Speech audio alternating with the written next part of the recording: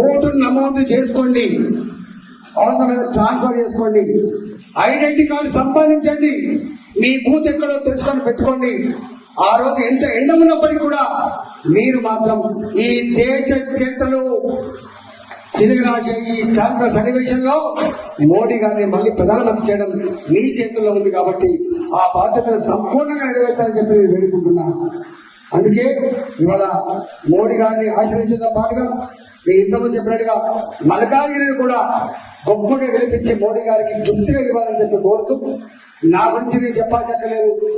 అయితే కొట్లాడే బిడ్డ నేను, ఎవరితో రాజీ పడకుండా కొట్లాడే బిడ్డ నేను. లేకపోతే కేంద్రం దగ్గర పోయి మోడీ గారికి మీకు మొన్న చూసిండు మాకు ఎంత పరిచయం ఉందో, నాలంటాడు పోయి మా మల్కాజ్గిరి కావాలంటే పోవాలని చేసి పెట్టాడు తప్ప లోన్ చేసి అనుకోడు కాదు. కాబట్టి ఇలా బీఆర్ఎస్ పార్టీని చూసింది వరంగల్ సీట్లు తానే పారిపోతారు. మొన్న దాకా నంబర్ వన్ అని చెప్పింది ఎవరు? మొన్న అసెంబ్లీలో చెప్పింది ఎవరు? అన్నిట్లో నంబర్ వన్. 4 నెలల క్రితం కేసీఆర్ మాట, కేటీఆర్ మాట, హరీష్ రావు గారి మాట, ఇవాళ ఆ పార్టీలో పోటీ చేయడానికి కూడా ముందుకు రాని పరిస్థితి ఎందుకు వచ్చింది?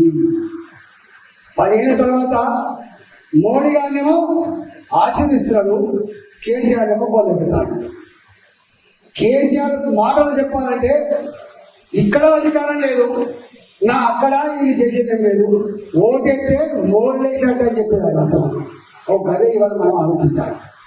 ఆయన ఓటైతే మోడలేసినట్టు. తెలంగాణ ఉద్యమకారులారా, నాతో పాటుగా టీఆర్ఎస్ పార్టీలో పార్టీ బలోపేతంగా పనిచేసే నాయకులారా, కార్యకర్తలారా, ఈ ఓటుని వేస్ట్ చేయకండి.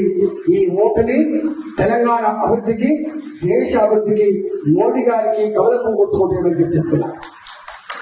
కాంగ్రెస్ పార్టీ మనం వేసిండు 6 గ్యారంటీలు, 66 హామీలు. అవి చెప్తే గంట అవుతుంది. నేను చాలా విధంగా చెప్పుకుంటూ వస్తున్నా. ఒకవేళ కనుక నీ 6 గ్యారంటీలు అమలు చేయగలిగే సత్తా ఉంటే దేనికంటే దానికంటే ఛాలెంజ్ చేశా, కానీ అది ప్రస్తావించా. కానీ ఒక్కటి మాత్రం సత్యం, ఎన్ని అమలు కానీ హామీలు ఇచ్చి అధికారంగా వచ్చింది కాంగ్రెస్ పార్టీ, అది అమలే ప్రసక్తి లేదు.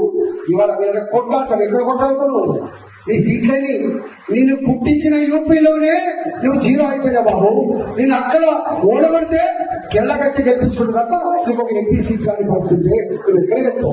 నీకు వచ్చే గిట్టే మళ్ళీ 30 వస్తాయి, 40 వస్తావు, కానీ అంతకంటే ఒక సీట్ కూడా వచ్చే అవసరం లేదు.